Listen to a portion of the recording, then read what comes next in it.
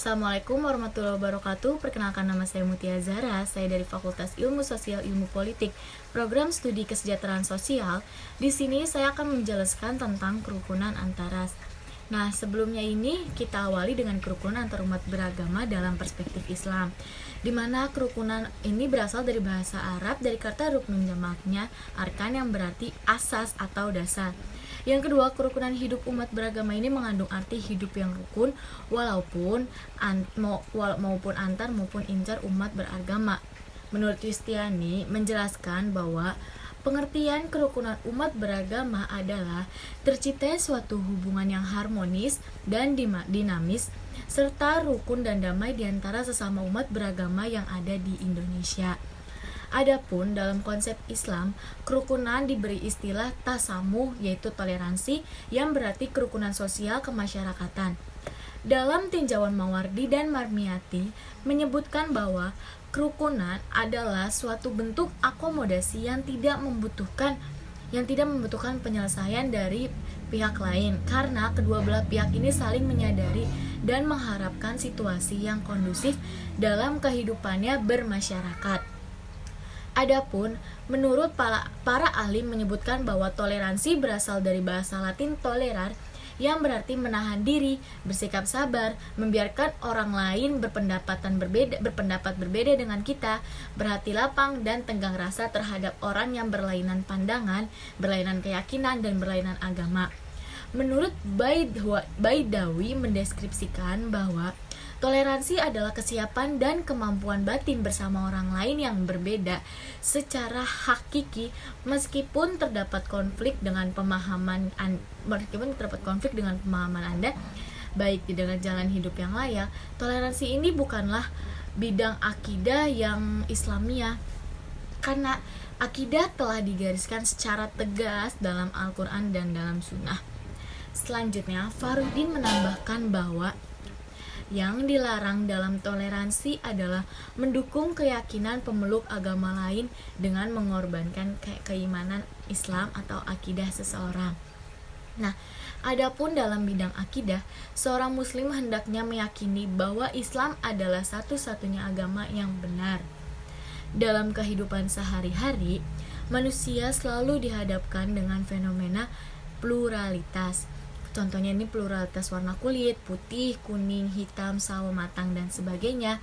Yang kedua ada pluralitas etnik, Aceh, Cina, Arab, Jawa, Sunda, Banjar, dan sebagainya. Pluralitas agama, Islam, Kristen, Katolik, Kristen Protestan, Hindu, Buddha, Konghucu, Tao, dan sebagainya.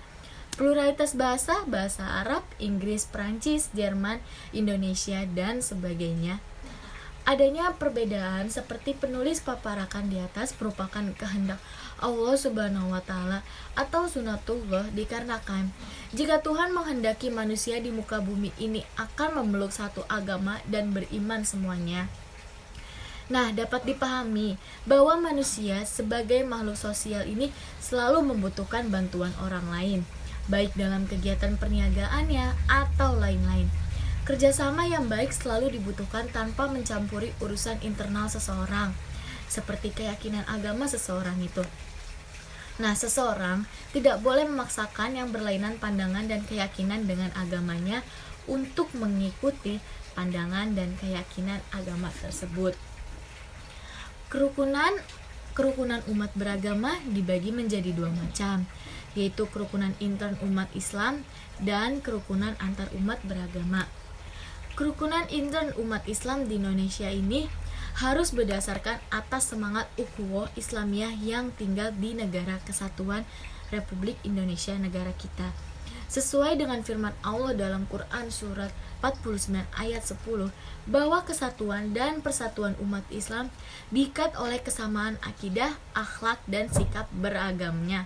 Berdasarkan atas Al-Quran dan hadis, adanya perbedaan pendapat di antara umat Islam adalah rahmat, asalkan perbedaan dan pendapat tersebut tidak membawa kepada perpecahan dan permusuhan. Ini merupakan suatu hal yang wajar terhadap adanya perbedaan pendapat yang disebabkan oleh masalah politik, yang selanjutnya melahirkan sejumlah partai Islam sehingga menjadikan Islam sebagai asas politik. Adapun kerukunan antar umat beragama Kerukunan umat Islam dengan penganut agama lain di Indonesia didasarkan atas falsafah Pancasila dan Undang-Undang Dasar tahun 1945, di mana larangan toleransi terhadap agama apabila masalah tersebut menyangkut dengan persoalan akidah dan ibadah sesuai dengan firman Allah Subhanahu wa taala dalam Quran surat 109 ayat 6 yang artinya bagimu agamamu dan bagiku agamaku. Muncullah berbagai agama merupakan ujian dari Allah kepada hambanya yang mau berpikir, mencari, mempertimbangkan sebuah kebenaran hakiki seperti yang terdapat dalam ajaran Tauhid sebagaimana telah disampaikan oleh nabi-nabi yang terdahulu sebelum Nabi Muhammad SAW, yaitu kalimat La ilaha illallah. Dalam Islam juga tidak terlepas oleh adanya penyebaran misi seperti agama-agama lain yang mempunyai kebenaran eksklusif dan mewajibkan umatnya untuk menyampaikan pesan-pesan Islam balighu anni walau ya dengan cara berdakwah terhadap amar ma'ruf nahi munkar. Akan tetapi dalam dakwah tersebut tidak harus selalu melibatkan sikap pemaksaan. Dakwah adalah mengajak orang lain menuju kepada sebuah kebenaran. Nah, terkait dengan penjelasan di atas, Saifullah menyebutkan bahwa seruan dakwah diyakini mempunyai kebenaran.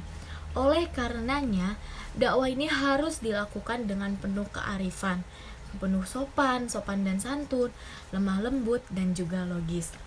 Islam melarang umatnya berdebat dengan agama lain, kecuali dengan cara yang baik, termasuk menjaga kesopanan serta tenggang rasa, kecuali mereka yang menzolimi kita. Nah, sekalipun kita nih umat muslim mengetahui ada orang yang menyembah selain Allah, seseorang muslim tetap dilarang berlaku tidak sopan terhadapnya.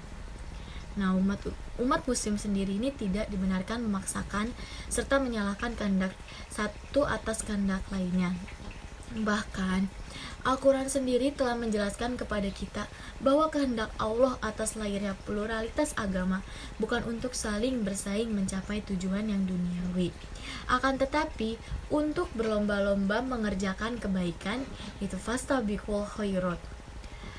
Sikap ketidaksopanan dari orang yang berbeda keyakinan agama dengan agama lainnya akan melakukan serangan balik dan berlaku tidak sopan terhadap agama kita.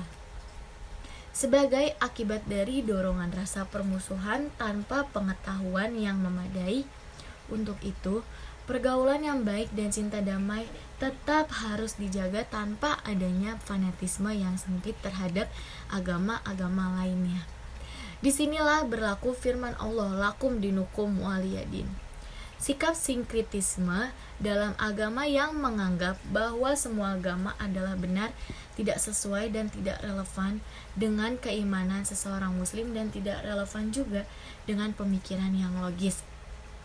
Meskipun dalam pergaulan sosial dan kemasyarakatan Islam sangat menekankan prinsip toleransi atau kerukunan antar umat beragama, sejarah juga mencatat bahwa ketika pasukan muslim melakukan ekspansi wilayah ke Bizantium Kristen, kaum muslimin mempertahankan apa yang diajarkan oleh Al-Quran dan yang telah dicontohkan oleh Rasulullah.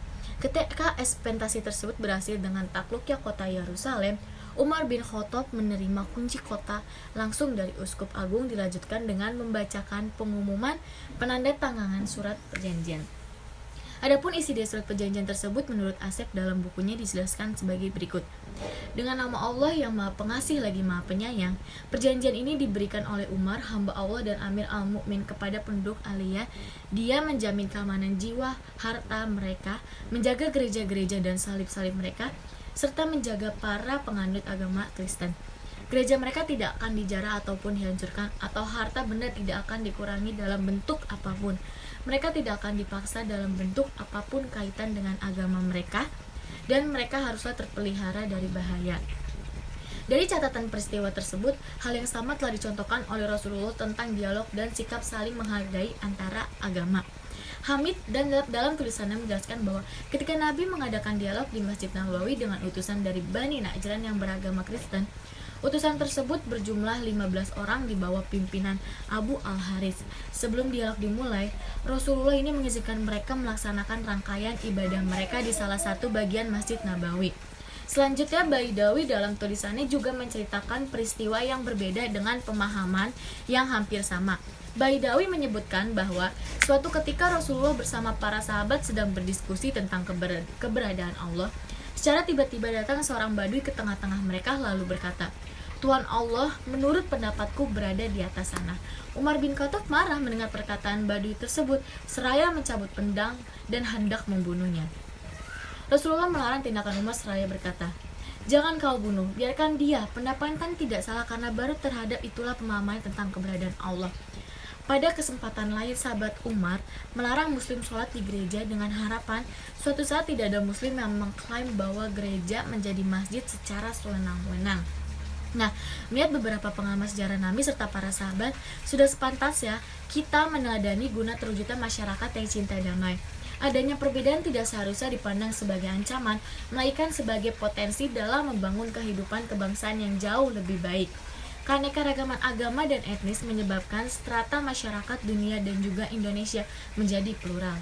Kondisi demikian acap kali menimbulkan konflik antar umat beragama dan antar etnis, konflik abadi antar Israel versus Yahudi, Muslim, dan Kristen di Palestina, dan rangkaian konflik bernuansa agama di Indonesia memberi kesan seakan-akan beragama merupakan penyebab munculnya berbagai konflik tersebut. Pandangan negatif terhadap agama seperti di atas haruslah kita kikis sejak dini dan dihilangkan dalam kehidupan bermasyarakat. Prinsip-prinsip pokok yang berhubungan dengan kemanusiaan dan kehidupan bermasyarakat pada hakikatnya sama pada semua agama. Dalam penelitian AMA memaparkan bahwa masyarakat Indonesia, agama yakini sebagai way of life yang mampu memberikan arahan, tuntunan, dan pendidikan bagi masyarakat dalam berpandangan, bersikap, serta berperilaku. Ajaran agama yang memuat nilai-nilai seperti keadilan, amanah, persamaan, kedamaian, kasih sayang, tanggung jawab, kemandirian, moralitas, serta kerukunan dalam mensikapi perbedaan sangat potensial dimanfaatkan sebagai konsep pokok bersama antar umat beragama guna meningkatkan kesejahteraan dan kemakmuran masyarakat. Politik yang bersih dan demokratis, serta tatanan kehidupan sosial yang plural menuju terbentuknya keharmonisan serta kerukunan. Oleh karena itu, dampak globalisasi saat ini berpeluang besar terbentuknya masyarakat pluralistik, terutama dari segi agama dan etnis. Masa keterbukaan dan informasi serta komunikasi yang maju memungkinkan terjadinya mobilisasi penduduk dari satu daerah ke daerah yang lain dengan berbagai alasan. Proses pembentukan masyarakat yang pluralistik akan terus berlangsung mengingat batas-batas wilayah atau negara tidak mampu lagi mencegah terjadinya perpindahan penduduk dan menyebabkan tumbuhnya masyarakat plural di berbagai kawasan dunia. Keadaan yang plural hendaknya dimanfaatkan untuk hal-hal yang bersifat positif. Adapun menurut Imara menyebutkan bahwa jika tidak ada pluralitas, perbedaan dan perselisihan, niscaya tidak ada motivasi untuk berlomba, saling dorong dan berkompetisi di antara individu, umat, pemikiran, filsafat, serta peradaban. Selain itu, hidup pun akan menjadi stagnan dan tawa serta mati tanpa dinamika. Kemajemukan masyarakat dari segi etnis dan agama sungguhnya merupakan anugerah dan kehendak Tuhan. Tuhan telah menetapkan hukum-hukumnya, selain berupa doktrin agama, juga berupa ketentuan yang berlaku pada alam dan manusia yang lazim, yang disebut sebagai hukum alam. Nah, jadi diajarkan oleh agama ini, manusia ini tercipta dari pasangan nenek moyang manusia, dan kita ini harus selalu rukun terhadap seluruh umat yang ada di negara kita. Ya, sekian materi yang bisa saya sampaikan, kurang lebihnya mohon maaf. Wassalamualaikum warahmatullahi wabarakatuh.